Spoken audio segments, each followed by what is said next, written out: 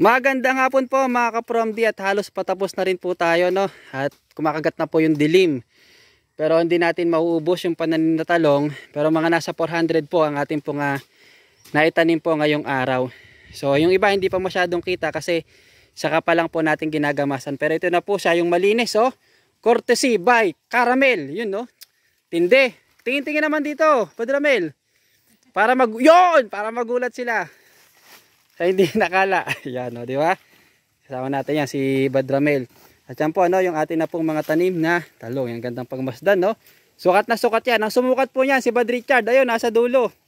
Pag may nakita po kayong tagilid, pantayin nyo na lang tingin.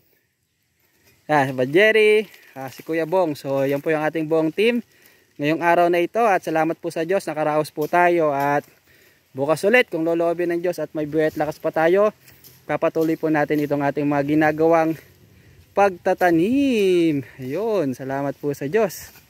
Ayan, no? Ganda, oh. Bagong tanim at linis na. Nalinis na ni Brad Ramel. For more tanim updates, follow nyo po ako mga ka-Promdi, no?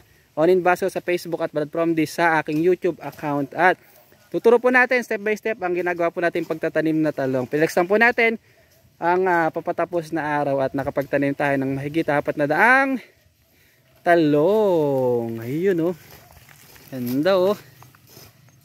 Ayos.